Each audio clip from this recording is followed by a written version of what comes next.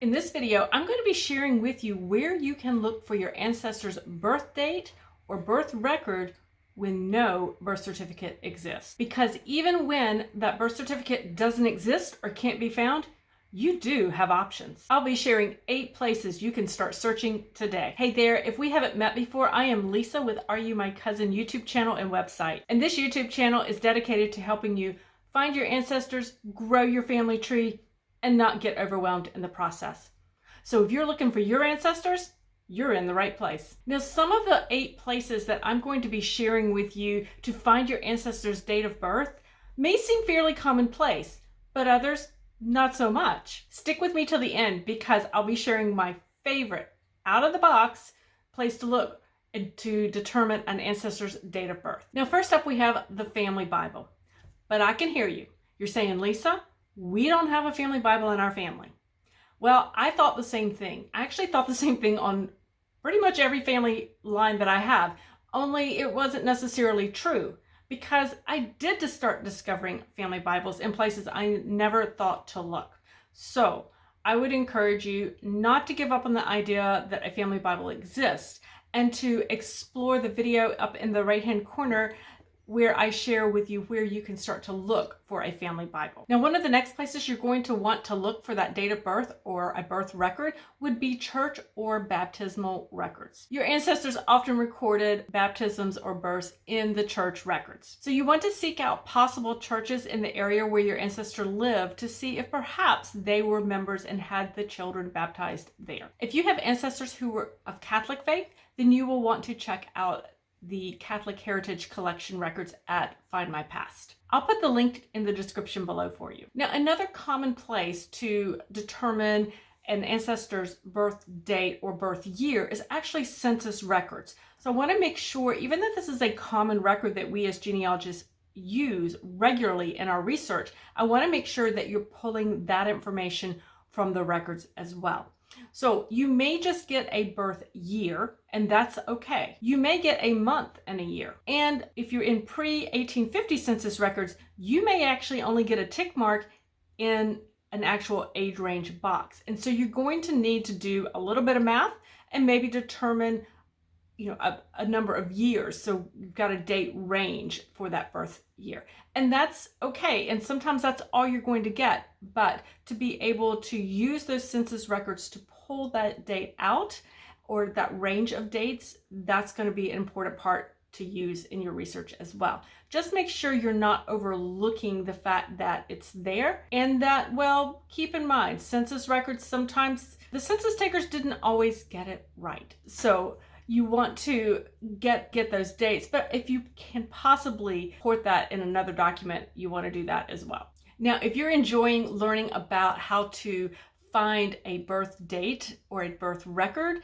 other than using a birth certificate for your ancestors, be sure and hit that subscribe button below. That way you will be notified when I post new videos each week here at the Are You My Cousin YouTube channel. So head over there and hit that subscribe button. Now, oftentimes researchers can find clues to a birth date, a birth year, or a birth record in actually our ancestors' death records. Death certificates will usually provide a birth date if it was known. Now, be careful here when you're pulling that information from the death certificate.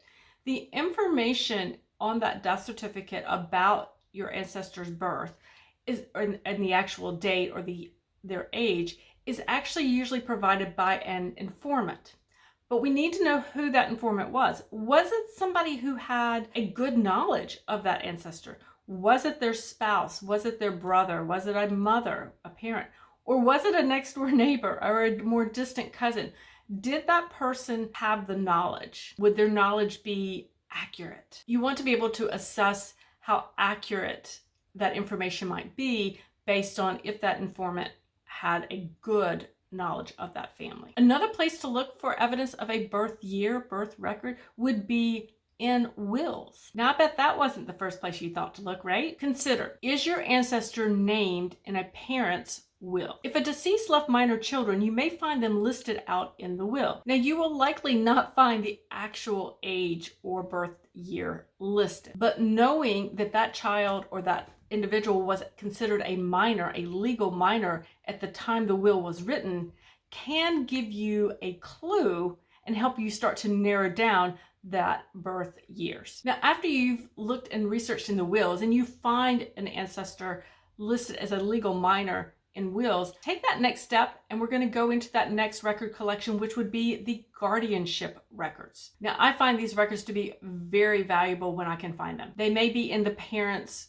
estate records, or they could be in the court records. Now, here's something very important when it comes to interpreting and analyzing a guardianship record for your ancestor. You have to know the law as it pertains to minor children in the state where you are researching. Now, your state archive librarians can be a valuable resource when it comes to making sure you're interpreting that record correctly. And I would encourage you to reach out to them. You want to be able to determine under what age was a child considered a minor. Because just because a child was considered a minor in that record does not mean that they were a baby. Commonly, you might find males who are under the age of 21 to be considered minor children. Females might be 16, might be 18, might be 21. So it's important that you understand the law for the state at the time so that you can state prior to such a date, we know that this individual was under the age of 21 or under the age of 18. If you find a guardian record for your ancestor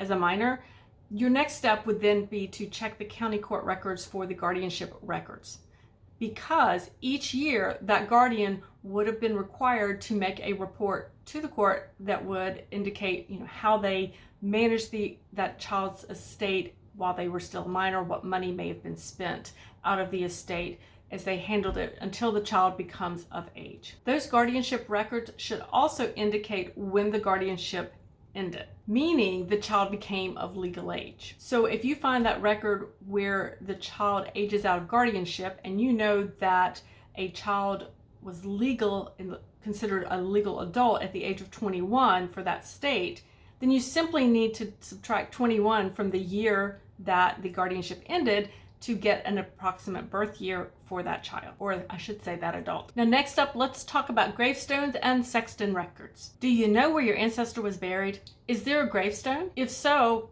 you can find a date, right? But what if that gravestone is so weather beaten, or what if worse, they didn't even put any dates on that gravestone? So you either can't read the dates or the date was never put on the stone to begin with, right? Check for cemetery records or sexton records. If a cemetery is large enough to have its own cemetery office, then reach out to the office and see if they can help you out. If a cemetery is small, then you may need to reach out to the county, town, or town management to see who is in charge of that cemetery currently. They can help you also determine where or what office that those records, cemetery records, might be kept in. Okay, so now I promised to share with you my favorite out-of-the-box, unusual, uncommon place to check, to use to help narrow down an ancestor's birth year, right? And that is to use tax records. Yes, tax records. Did you know that you can start to narrow down an ancestor's birth year using tax records? Now, the key here is to understand the tax laws for the time period and the location where you're researching. In other words, you need to know who was being taxed. So for example, in 1784 in North Carolina, free men and male servants over the age of 21 were taxed. Those under 21 were not taxed. So by following my ancestor through the tax records of when he may have appeared or when he disappeared, I can start to determine when he was possibly born. So if he was not taxed until he was the age of 21, and I can follow the tax records year by year for that county and determine when he starts showing up in the tax records, I can start to get a clue as to the approximate birth year he may have been born, so that he was 21 and he was now required to pay taxes. Now, tax laws came and went. They changed over time periods. So it is important to understand as you track ancestors or families through tax records and looking at when someone starts to appear in tax records, meaning they are of age or of status that they need to start paying that tax record, or when they disappear, then that can help you understand how they age through the years. Just because your ancestor does not have a birth certificate, whether one was never created, whether they were just born too early for the issuance of birth certificates, you have options when it comes to finding your ancestors' date of birth or approximate date of birth. Sometimes you will find the actual date of birth. Sometimes you might find the month and the year, and sometimes the best you can do is find the year or the year range. And that's okay. So as long as you are being diligent in your search and making sure you're searching all the possibilities, then you will be able to get a better picture of your ancestor and narrow it down and find as accurate information as you possibly can on that date of birth. You will learn more about who he or she associated with and more about the community in which they live. You will also have gained new research skills and insights into your future genealogy research projects. Now, if you want to learn more about how to analyze an actual birth certificate for your ancestor, watch the video on your screen now. What you could be missing in your ancestor's birth certificate.